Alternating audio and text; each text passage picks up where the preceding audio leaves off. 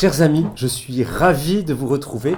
On s'accroche toujours à notre chapelet, les gros chapelets, les petits chapelets, peu importe. Bonjour, bonsoir. C'est aujourd'hui le dimanche de l'Étaré.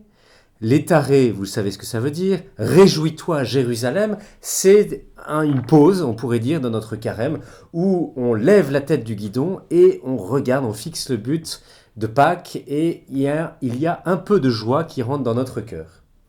Ça tombe bien, parce que nous allons voir un sujet joyeux aujourd'hui, c'est l'Immaculée Conception. Tout ce qui touche à la Sainte Vierge, eh bien, c'est de la joie, c'est de la paix pour chacun d'entre nous.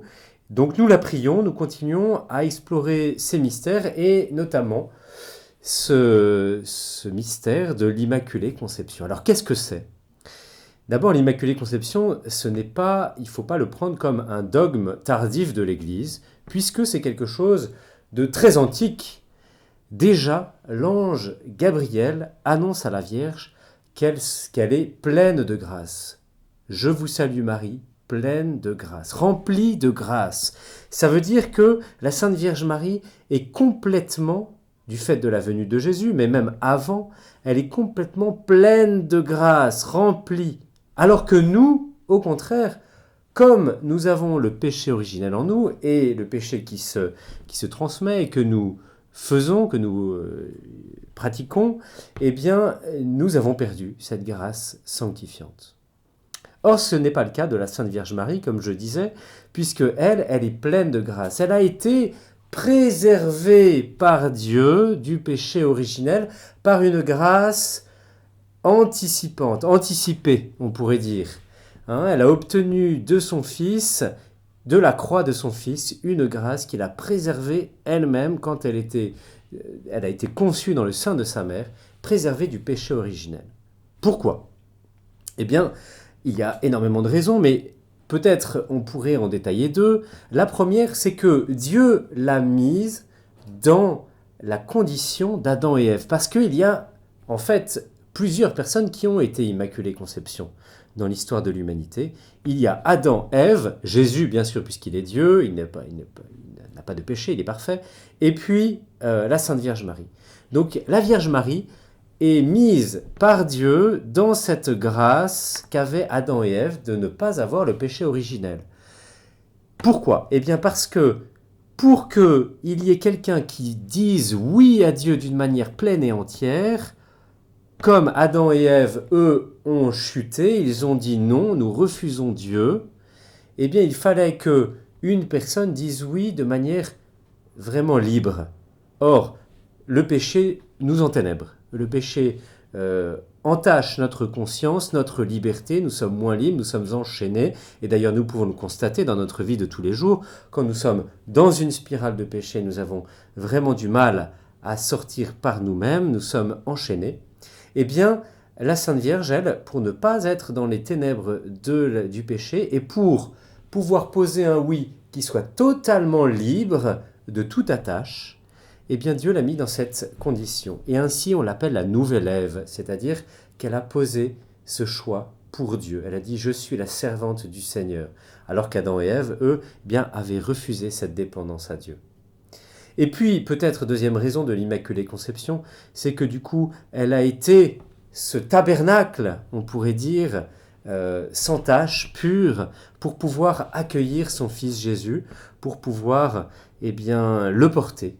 Elle a été sanctifiée par lui et en même temps, elle était toute pure pour le recevoir et pour nous le donner.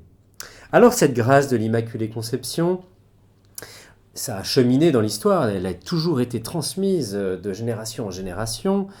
Et c'est vrai qu'en 1830, lors de l'apparition à la rue du Bac, eh bien, il y avait déjà eu ces prémices, puisque la Sainte Vierge a demandé qu'on frappe une médaille avec cette inscription « Ô Marie conçue sans péché, priez pour nous qui avons recours à vous ».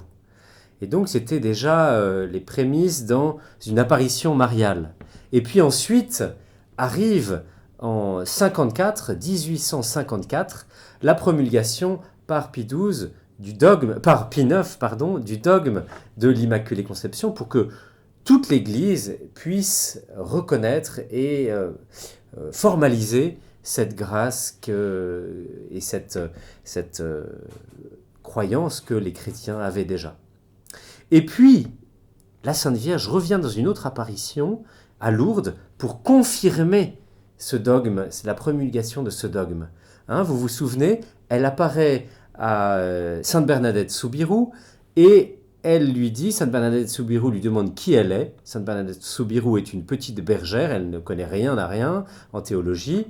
Et la Sainte Vierge lui dit Que soy era immaculata conceptio, c'est-à-dire je suis l'Immaculée Conception.